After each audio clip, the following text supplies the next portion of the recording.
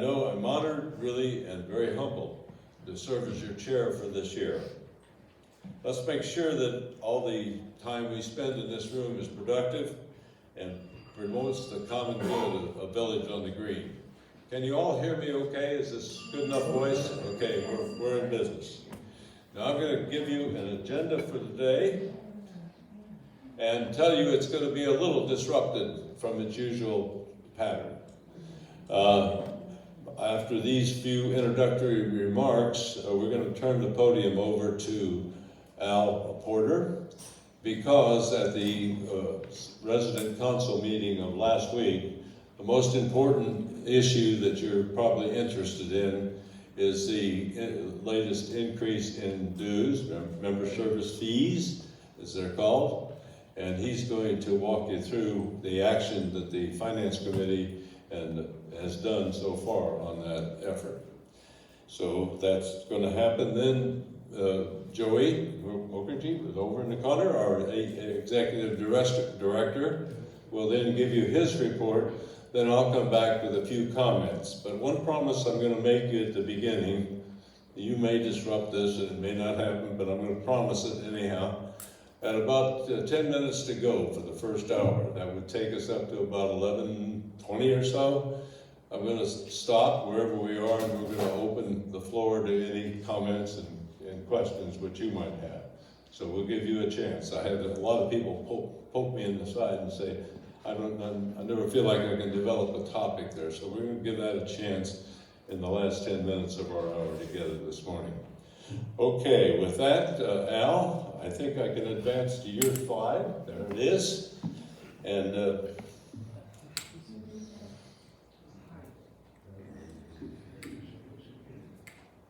thank you, Basil. Good morning, everyone. I am truly Al Porter, Chair of the Finance Committee and Vice Chair of your resident council. I'm the guy that was lucky enough to marry Marjorie, who for the last 63 years has kept me sort of in the middle of the road. And it's been a fun ride. As Chair of the Finance Committee, we have a statement of purpose. And to lead into what I want to talk about today, I want to read you the key elements of that statement of purpose. This is what the Finance Committee is chartered to do, what our responsibilities are for you. To understand and respond to concerns of residents regarding residency investments, fees and costs, and rights of transfer. To work cooperatively with the Executive Director to assure timely and accurate reports of operational performance vis-a-vis budgets. To provide periodic reports to the Resident Council of VOTG and LifeSpace financial performance and capital expenditure. To provide other reports as requested by the Resident Council. And two final key elements which guide what I'm going to talk about today. To review and evaluate increases in monthly service fees and to recommend appropriate financial actions for the Resident Association. So here we are. On November 28th, Joey introduced to us the new resident increase in fees, the monthly increase. 9% was announced, and we know that the board, at the suggestion of senior management, recommended a 9% increase or approved a 9% increase to all of the 5 Florida communities. Last month at the resident meeting, if you were here, you saw Anita Neighbor take issue with the calculation of that, and she was correct. The 9% is a bit of a flaky number.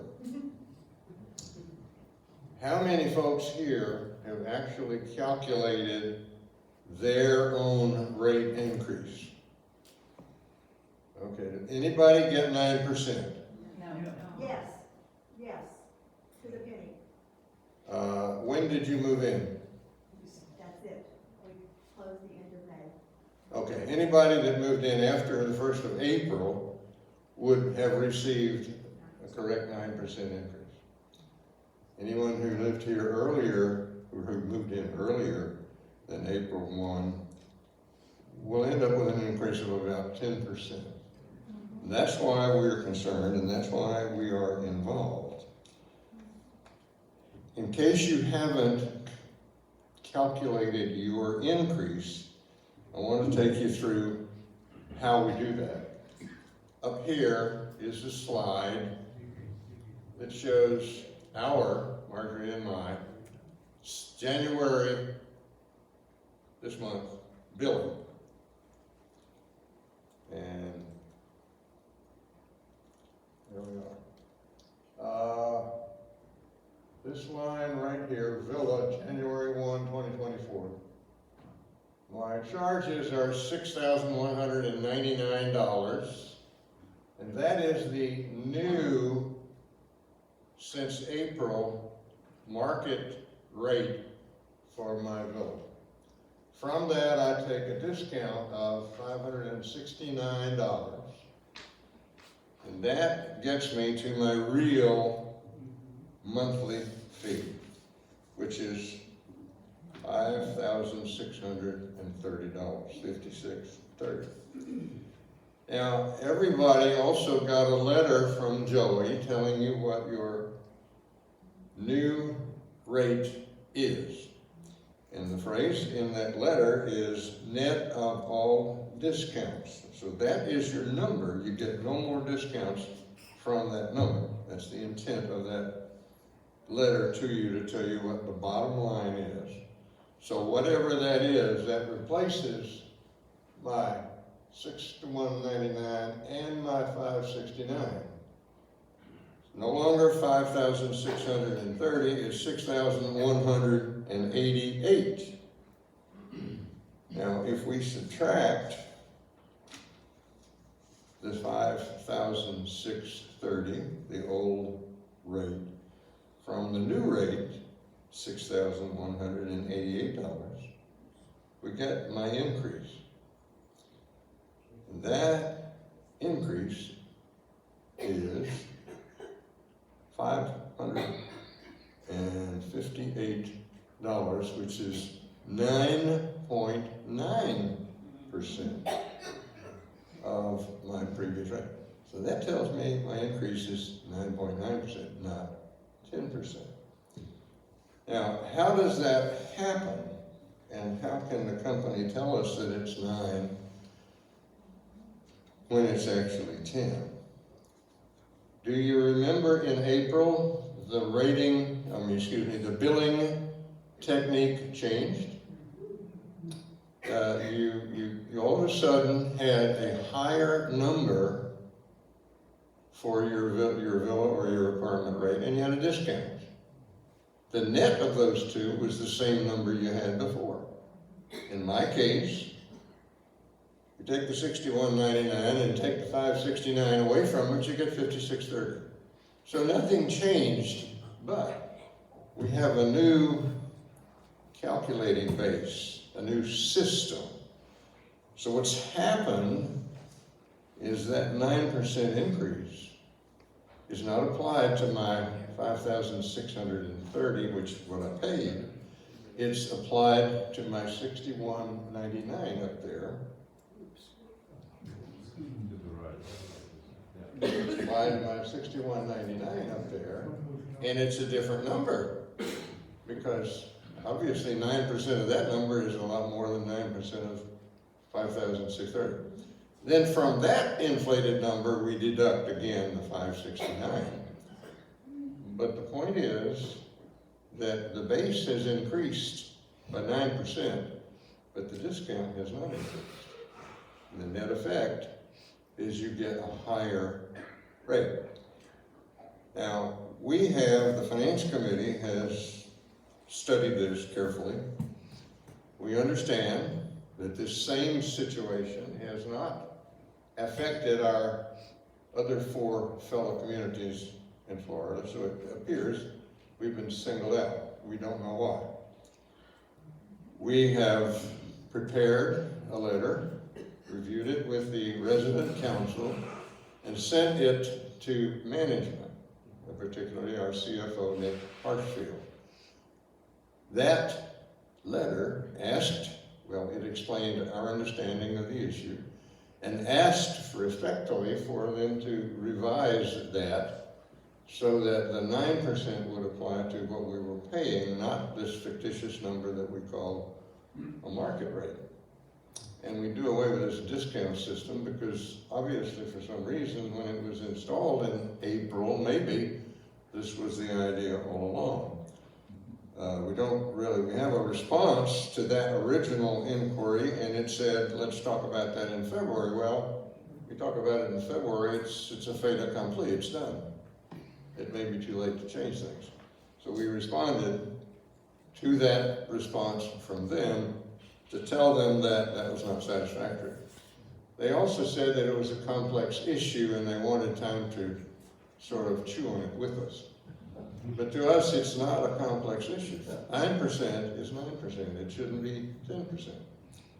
So basically, to tell you, if you have not calculated your increase, the manner in which you do it, I can't, this highfalutin stuff, I'm still a country boy, you take your fee, this is your apartment or villa fee, and you subtract from it your life care contract discount. That's what you're paying now. This other stuff is all in there, is not your rate. We're dealing only with your monthly rate. So you take those two, the net of those two, this one minus this one, and compare that to the number in the letter Joey has sent you. Now let me tell you really quick, this is not Joey's doing. Joey is responding to management requirements. He doesn't have any say in the matter. He didn't make this up. He is the messenger. He is not the culprit. So we're not throwing stones at Joey, and I hope you won't throw stones at Joey. He's in this about as deep as we are, but he can't do anything about it. And the question is, can we? We're trying. If you have further difficulty and are unable to calculate this, you can take my word for it, or if you want to have me sit down with you and go through it with you, I'll be glad to do that. Not during this meeting, of course, but at some future time. So, bottom line, we're not done. We're not sure that we can upset Humpty Dumpty here. But I want you to know that as your finance committee, we represent your interests and we're trying. I can't promise you a thing, except that we will try and we will continue to try. And the facts, we believe, are definitely on our side. We have been told one thing and given another, and we're really concerned about that. Now, I'll entertain a couple questions. I don't want to run much longer because we have Joey's report to get. Same question? Did working Marjorie's figures come up with the same percentage? I'm sorry, but? Did working with Marjorie's figure, because that calculates also. Yeah, well, yeah. Let's see, Marjorie's number is 2,104. Her discount's 193. I didn't write the numbers down, but yes, if I subtract the 193 from the 2004 and compare it to her new number, it's almost the same percentage. Now, this percentage will vary by a tenth or 100th of a percent, simply because the gross numbers differ. But there's not a big difference. We have not found anyone that goes below 9.8%. And I've done several that aren't mine. But if you want, I will be glad to sit down with you and go through it. Not that it's going to change anything, but that's the way the facts are. Mac, yes? You might consider looking for a lawyer who handles these kinds of matters on behalf of residents of this sort of facility, and see what he or she might have to say to us. Yes, as a matter of fact, we're in touch with FLICRA as well. We have consulted with FLICRA. We've consulted with other, the chairs of other resident councils in South Florida as well. And if it comes to that, yes, we certainly are not going to go forward without legal advice. Thank you, Mac. There's another question, Chuck? For those of us that have the $75 fee, where does that come into in the calculation? That is no relation. Some people do have that. I don't have it on mine. I'm not sure of the origin of it. That hasn't changed. That doesn't affect anything. It's a $75 separate charge. But add it on to the end product then? Yeah, that's added to the end, and it's not affected by the 9%. Okay, we got maybe one or two, and all that's, yes, Doctor? Simple question. Why were we somehow treated like the way it is? That we are the only ones whose rate is calculated by your method you explained. Why not the other communities? That's a good question. Was why are we uniquely qualified to bear this burden?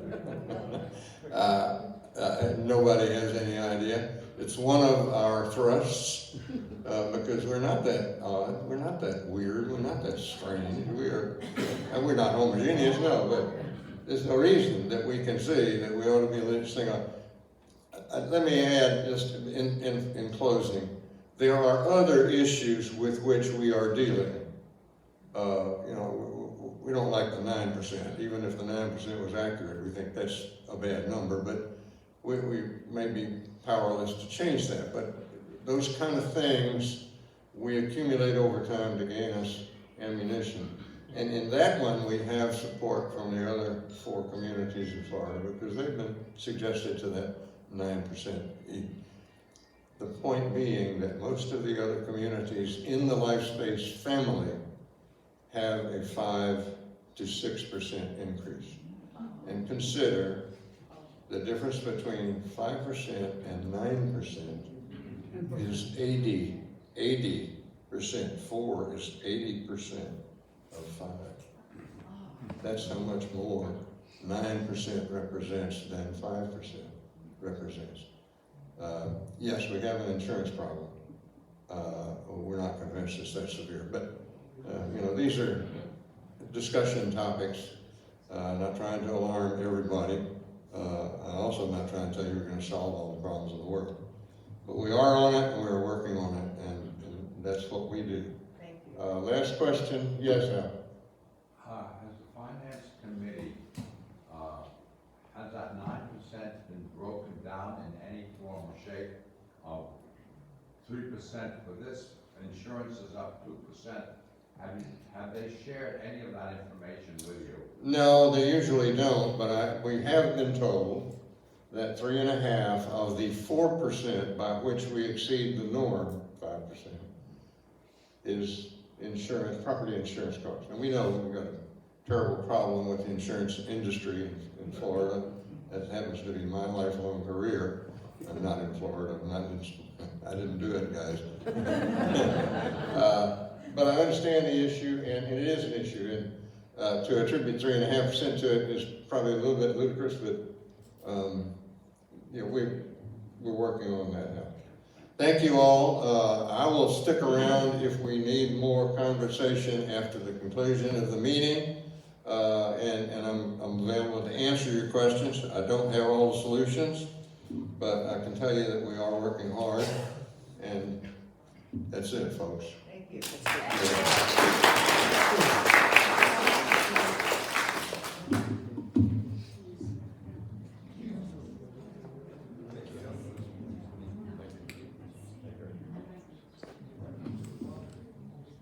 We're gonna do a mic change here.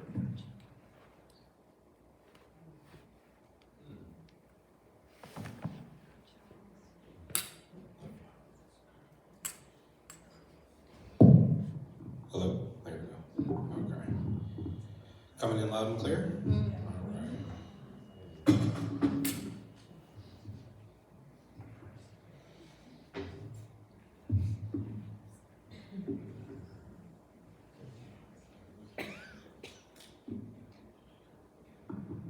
Good morning, everybody. Nice to see you all.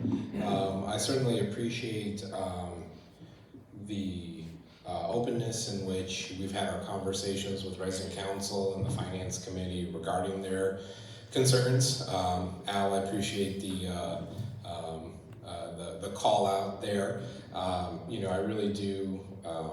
I'm sure many of you have questions, and I will say a lot of those questions I think were posed in our sessions, and we've had, kind of served as the conduit. So there's been some preliminary discussions between, where I see there's been some information that's gone back and forth and whatnot to try and clarify some of the questions. But I just kind of share my commitment to you to continue to serve as that role as facilitator. Obviously, my paycheck comes from life-based communities there, so I got to make sure I do a good job. But I also look at the big four that I'm tasked with: occupancy, resident satisfaction, team member engagement, net operating margin, and I can't do that without a happy resident body. So you just got to be stretch Armstrong there in the middle, and just kind of hopefully return to normal once we're through this.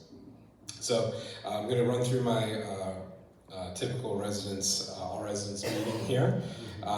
As I mentioned, the big four. Even as we finish 2023 and we roll into 2024, for me, our challenges remain the same, so our focus remains the same in terms of the top four goals that we need to stay focused on.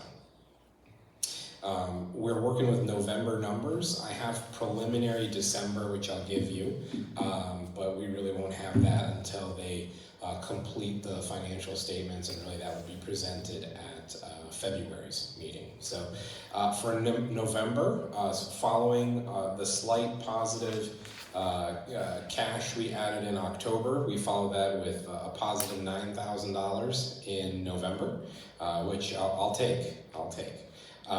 Certainly not where the organization's budget was expected, so there's a variance to the budgeted cash added, or net operating margin.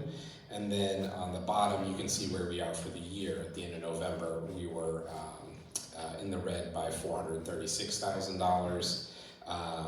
The budget was a positive $689,000 forecast, so the variance that they hang on me there is a negative $1.1 million through November. I do always kind of point out to the team, to the leadership, that you also have to look at where we've come. In 2022, we had a $2.5 million loss. So at the end of November, to have a $436,000 loss, there's certainly improvements there. Yes, that comes from the increased fees that you pay, but we've also cleaned up a lot from the operational expense side to make sure we're being good stewards of that.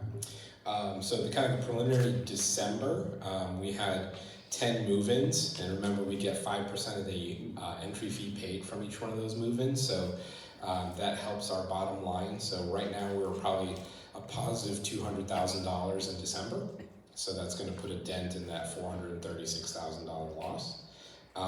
There's always there's a period 13 here at LifeSpace and Village on the Green, so we'll get December, and then period 13 is kind of like that final cleanup of anything that finance needs to accrue or has accrued and needs to charge us. They will do that. So I think we'll be finishing just over maybe $275,000 loss for the year on 2023. So certainly not where we want it to be, but not something that we would dismiss in any way as a failure of sorts, but certainly we've got ground ahead of us. From a revenue perspective, again, home health and memory care and skilled nursing kind of carry the lead in terms of their positive contributions, and all of that is really because of home health caseload being stronger than budgeted, memory care pretty much full throughout the month, and skilled nursing. While we have oftentimes run full, you've heard me say our focus is on the efficiencies and increasing the revenue per day, and we're continuing to do that in November. They set another record of almost $617 per day per patient there. So as long as they can kind of continue to that march forward, that helps while we get our occupancy and independent living squared away.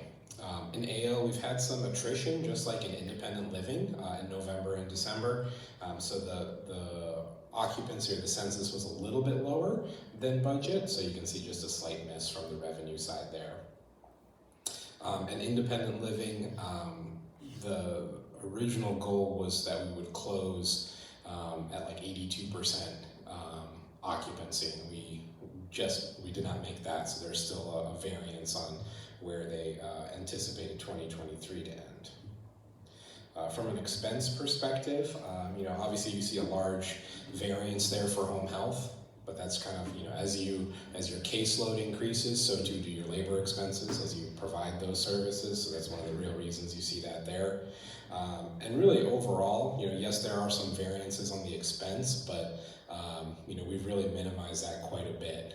The last October, November, and even December, our agency cost, which is like those contract nurses you would use in a healthcare setting, I think the total has been like $4,000, $4,500 a month, which is very, very small. Typically a nurse will cost you probably about $800 a shift. So if you kind of divide that into 45, that's not a lot of shifts being covered by agency staff. And our overtime has dropped from about 6% of total hours to about 3%.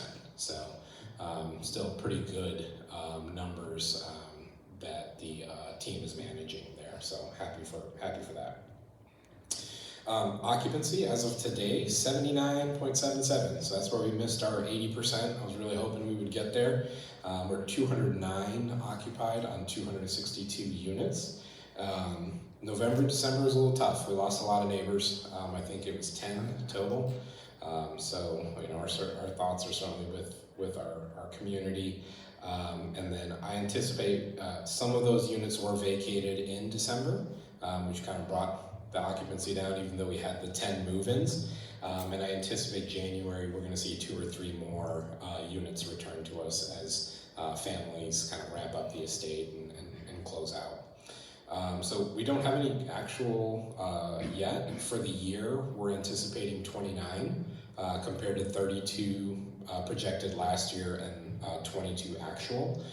So still right about pace. Usually you look at about 10 to 12% of your total units. You expect that to turn over every single year. So, if 262 units, you'd expect somewhere of like 26 to 30 units would turn over every year. It's kind of a healthy process there.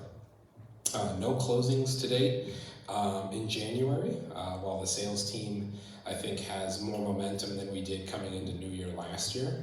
If you remember, we really didn't have any move-ins until March almost. I think we might see January, and I think we'll see some February move-ins. So pleased with how the sales team is building their momentum. They had an event yesterday.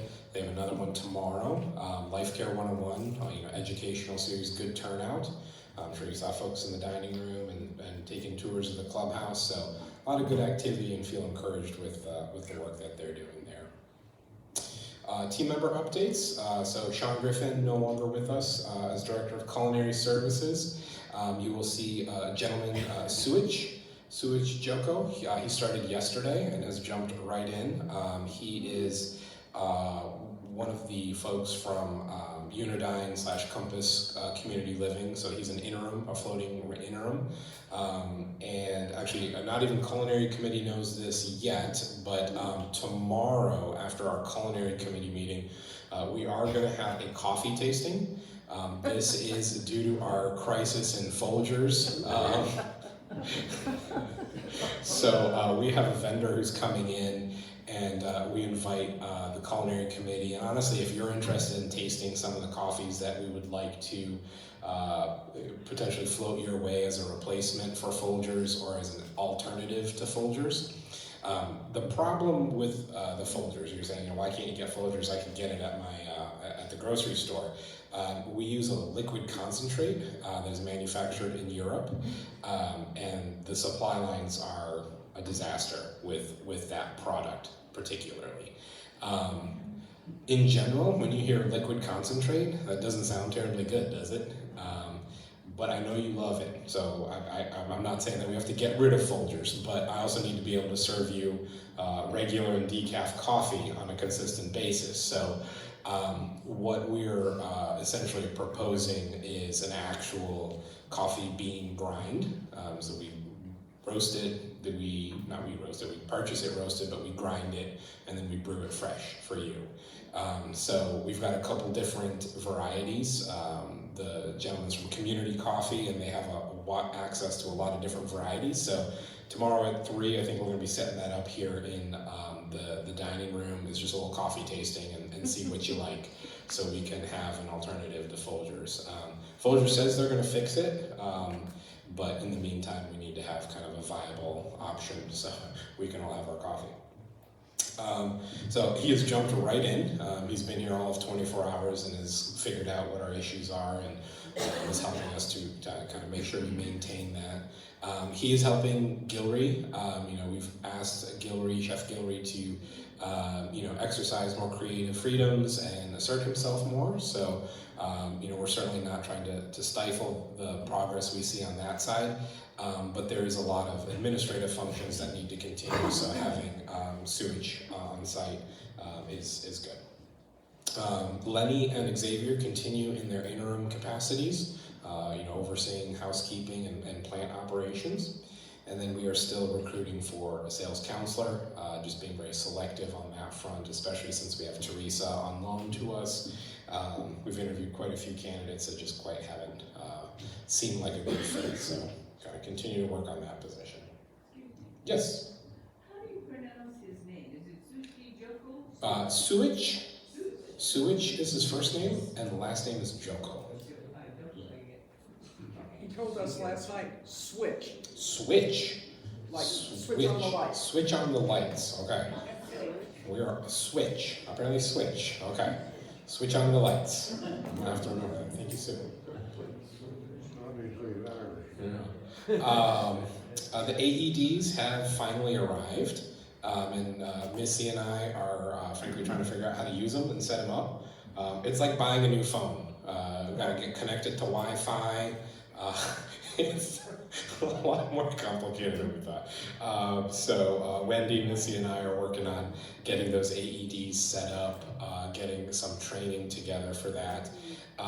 This does not change policies, call 911 in the event of an emergency, but these 2 units, one will be in the fitness center and one will be in the dining room for anybody to use. And when they say easy to use, I was mildly skeptical, but it really does seem like it's pretty easy to use. There's an LCD screen that shows you what to do. It talks to you. It's supposed to figure out actually assess the cardiac waves to see if a shock is even necessary or not. So I think it's looking like a nice product. So we'll have that out, and as soon as it's in place, I'll put that out in the memo so that you're aware that those are on site and available. My choice. So this is the change from the meal credit, 1 meal credit per day, to the points. Really, we're going to have a separate informational meeting, I think maybe as soon as next week.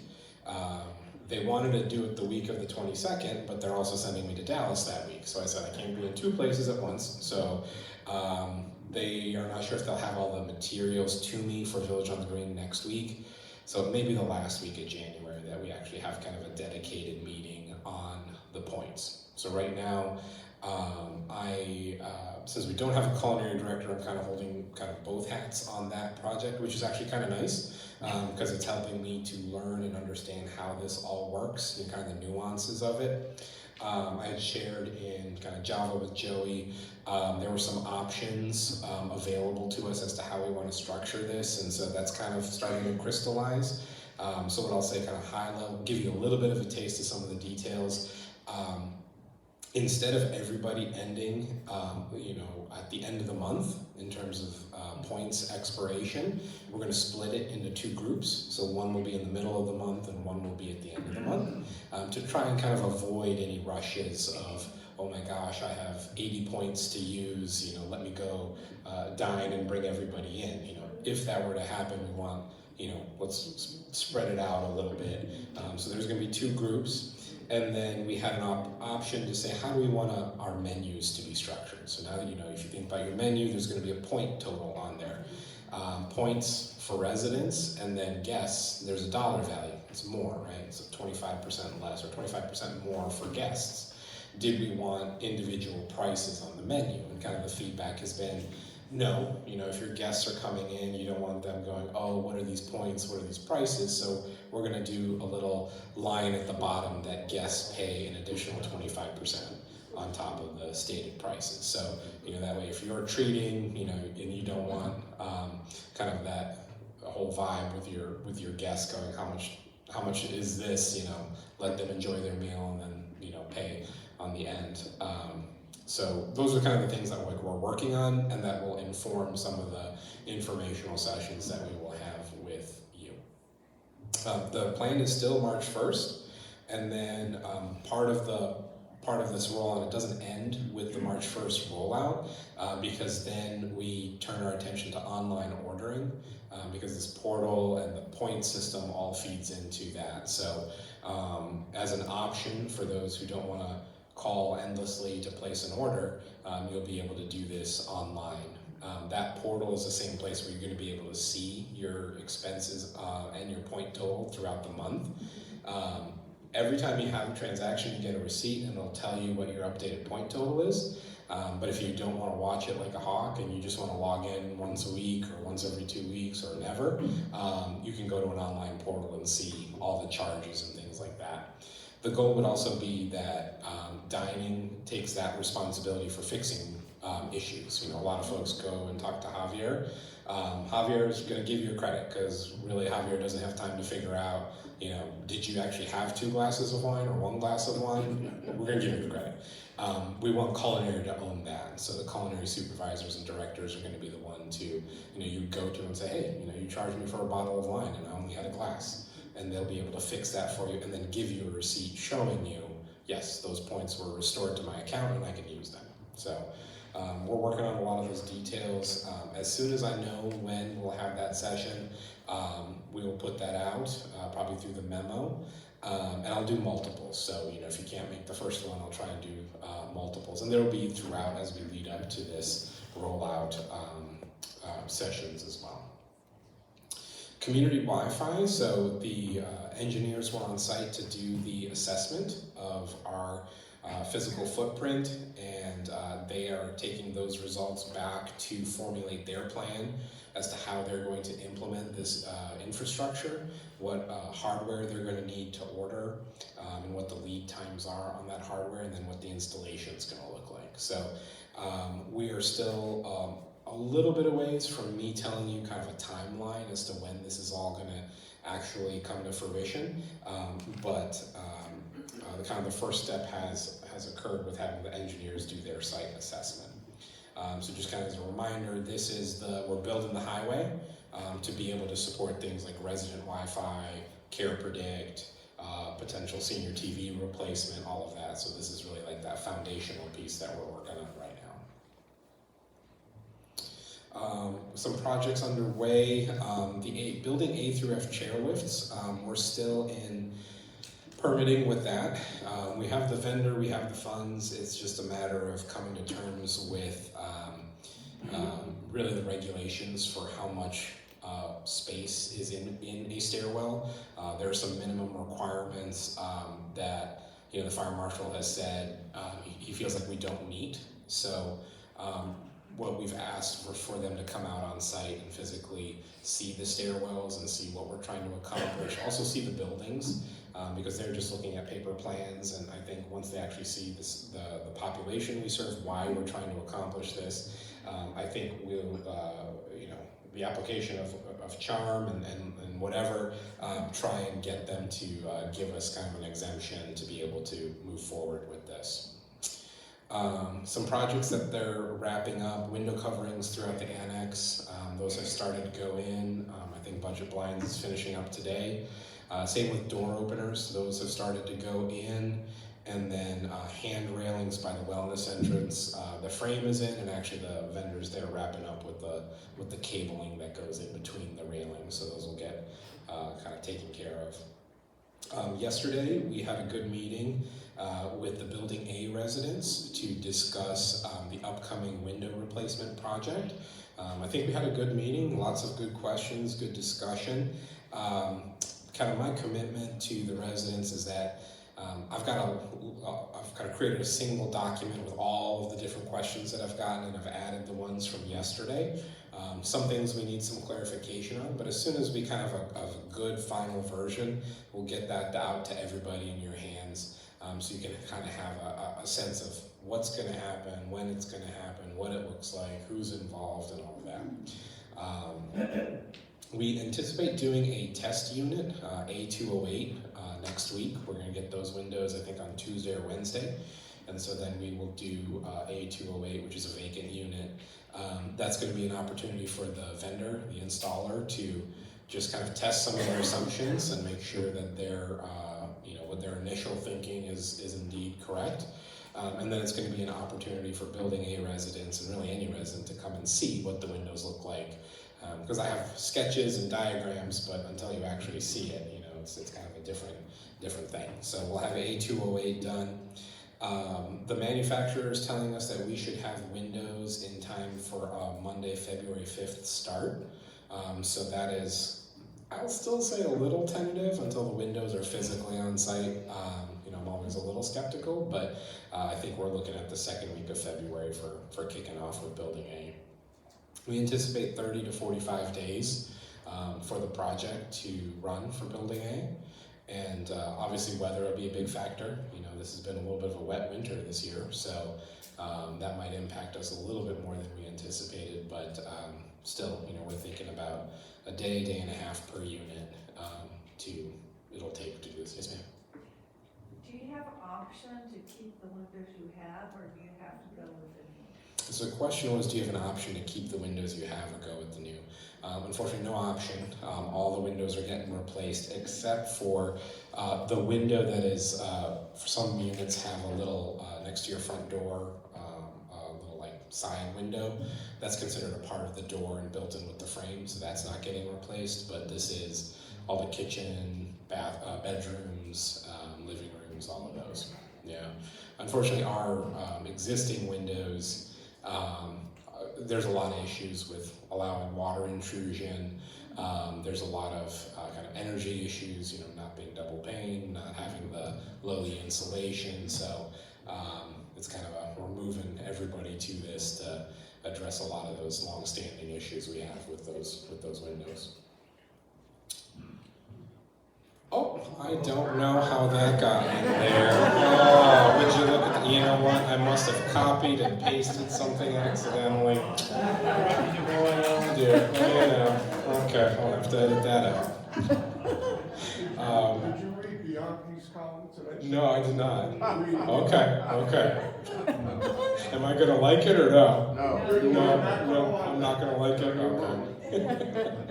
Okay. And our new bus will be returning tomorrow, all gussied up with its vinyl wrap. So Tommy is going to get that into service here pretty shortly. So our new 14-passenger bus and its new livery will be hopefully in circulation by the end of the week. Our next meeting, we're not done yet, so don't run away. But just as an FYI, because I'm going to turn this back over to Basil, but our next meeting is February 7th here in the Longwood. Any questions for me about the presentation materials? If not, I'll turn it back to Basil. Yes? Just a question on budgets. Mm-hmm. Are the budgets handed down from lifespan, or are they truly a calculation of what their suggestions, your suggestions, and the finance committee, so that everybody's on the same page?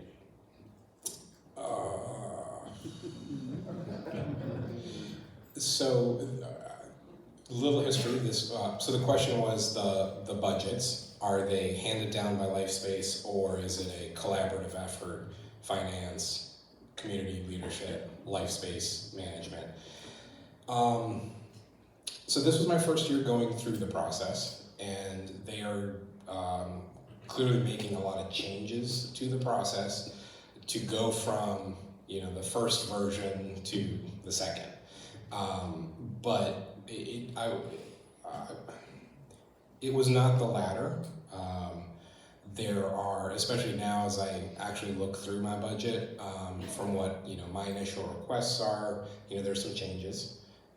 And so there isn't necessarily a lot of transparency as to how we got to that number or where that number came from. So, you know, for me, I've given each director their budget and tasked them with like find the issues and report back so we can get them called out early.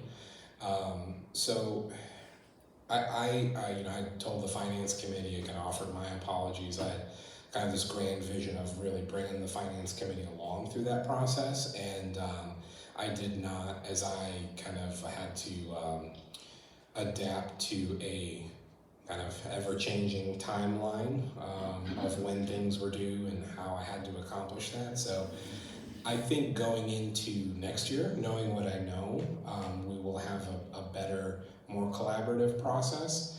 But this one is still, it is better than what we got for 2023. Because, you know, when I walked in, I mean, there were blatant issues left and right. And we fixed a lot of what we knew that needed correction, but you know, there's still a lot of stuff in our budget that, you know, has me scratching my head a little bit. So I think this will be another year of discovery as we go through that.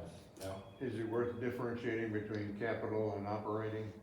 Yes, that's a good point, Alice. Is it worth differentiating between capital and operating? I'd actually say the capital process went fairly smoothly. And I think that was something that we were able to bring plant along a little bit more.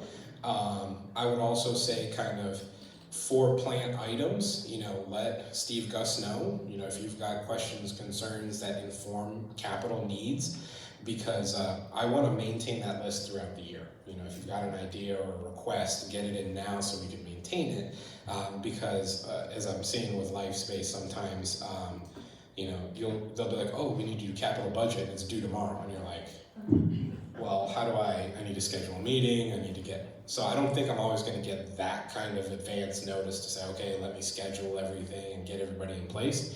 So my thought on the capital is just to continue the dialogue, keep working with plant committee, and we formulate that. And honestly, we got everything we asked for. So I was like the dog that finally, you know, that chases the mail van and finally catches it and doesn't know what to do with himself. I caught it, and now we got it. So, but operationally, yes, that's where there's a lot of opportunity, room for improvement. Joe, we haven't heard in a while about any update on the entrance fee and the port cachet. What's going on with all of that? So Mindy's asking what's the update on the entryway and the porte-cochere, that project that kind of started and then stopped. So we are, I still can't officially talk about it, the entranceway part, because we are in advanced discussions with another party on some things that would certainly impact what the entranceway project would look like for us. We are continuing to work on developing the porte-cochere plans and the service yard plans. So the architect and engineers have been working on that, and that has been actually kind of nice in that they've been out, they've met with the team to understand how do we use the service yard, what are the pain points, how can we improve it. So I anticipate those plans to continue being developed, but I don't think those will actually start until we have clarity on what our entryway project is going to look like as a whole, because that is a financed project, and I think their goal would be to use those funds in its entirety in one go versus like starting and stopping with different elements of that project. Yes. Do you have any final date on when the pool and the hot tub will be heated? Final update on, or any update on the pool and hot tub. So it should be soon. You know, it's like a comedy of errors in a way. The latest issue, we had that issue of pressure, too much gas pressure, so AmeriGas came and turned it down. They got their righty-tighty, lefty-loosey messed up, and they actually turned it up even more. So what we thought was a resolved issue was nonsense, but that has now been resolved. We have the, essentially the warranty company for the pool heaters is out to make sure that we have not done anything that would void the warranty, and that these are normal issues, which really they're not normal issues. But, you know, we've spent a significant amount of capital dollars to put 3 brand new pool heaters in, and you know, really through no fault of Village on the Green that they're not working or that they've had issues. And so I don't want to foot the bill for those repairs. So if that needs to be AmeriGas or the pool heater company or the installation company, then that's where it needs to be. So Lenny is on it daily, and really it's kind of one of those things, like it's a small thing that should just, I mean, like I want to like, fix it so we can move on, because I'm tired of talking about the pool temperature of water. Deb Russo really holds me to it. So we're trying to get that wrapped up. Any other questions for me? Okay, Basil?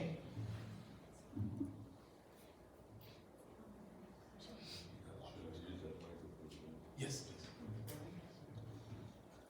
Okay, so it's now 3 minutes into the 10 minutes I said we had, but I'm going to do just a couple of quick things to get back to the questions and answers, because I can tell that both responding to Al and Joey, you've got others probably. I just wanted to point out that we do have some new committee chairs this year. You know about the election of the elected reps, but Dr. Abbas has picked up the Healthcare Committee. Dr. Abbas is here. Congratulations. Ann Blair is resurrecting not the community design, but the historical committee. That's a mistake on here. And then Don Eskin will chair the sports committee. And that's going to have things that I won't cover now. On the consul officers, Diana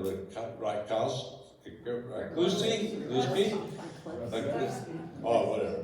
And so Al is our secretary, and Al Porter is the vice chair. You heard from Al, and I'm Basil Flum, of course. Now, one other thing. Diana had spent a tremendous amount of time putting together some really good minutes. They're available to you. She's posting those. They're a great source of information for the organization, for you. I did float a piece of paper to a number of people, including the staff and the representatives. It was called Thoughts and Visions. Just my ideas on what we might use for a theme this year. Too much to talk about and give you any time at the end, but the 3 major components are maintaining our knowledge level about our living governance. And we're starting with the chapter 651 of Florida statutes, which is very important to all of us and sets the whole stage for what a resident consul is, how it works with executive directors and staff, and what sort of issues you can look to it to help with. Good citizenship through participation. One line for me, I'll consider it a real success this year if we have people fighting for committee chairs and participations on committees and building representatives and villa representatives, which do a lot of service here, a lot of very good things, and they're all part of being a good citizen here. And finally, we hope to maintain what we've always had, and that's resident-centered quality activities and services. So with that, there are some implications. The one that's most important to me, and I've had that demonstrated many times, is that our activities here can be best focused on some of the more vulnerable members of this society we have here. In other words, we have people who can't get out of their units very often and come to the dining room. Those of us can be vocal who get to the dining room about the quality and the service we get, but there are others who have little voice. And I think it's good for us to pay attention to those members of our buildings and villas who can't get out as much as possible. And finally, I want to acknowledge it's a draft. I've got a lot of commentary so far. I welcome more, But if you want to have something to say about that document, get to me by January 15th. It goes final, and we'll worry about it again next year. Okay, the next one that I wanted to talk about is the meeting minutes are available to you. I've already said that. We've started with this one. The committee meeting minutes are also a help wanted ad. Stan Goldstein needs people on communications, for example. We advertise the fact that the Journey in Life, Les Kramer, will be here on January 19th in this 17th rather, in this very room at 3 p.m. for the Journey in Life. Elected representatives report at that time on things that affect your buildings, and you can read their summary words in those documents. Now the time is. You still got 5 minutes to go. Are there any questions, any things you would like to commentary, any kind of commentary that we can that you could talk to us about? Anybody? Yes, Lynn. I think you better check the time that Les is going to be talking. I thought it said 2 o'clock in the. Oh, anybody know? I thought it was 3. I read it. Les just said 3. Do you know, Les? It's 3. It's 3. Yeah. See how valuable this meeting is? Anyone else? In that case, I'll call for adjournment. Thank you very much, but I want to leave you with one word, if I can do this. I read something this morning that seemed to be very appropriate for the type of things we do here as a community. They're kind of principles for just and generous living. The first is lifelong learning. Do not think the knowledge you present is changeless, complete, and absolute. Be open and practice humility. Okay? Second, gentleness. Really true for an organization that works completely with volunteers. Do not force others, including children, by any means whatsoever, to adopt your views, whether by authority, threat, money, or propaganda, or even education. Number 3, let love be your highest goal. 4, don't lose yourself in your surroundings. Dwell in presence and peace. And finally, nonviolence. Do not kill and do not harm anyone. Do not stand by when others try to do that same. Words for today, and thank you very much. Meeting is adjourned.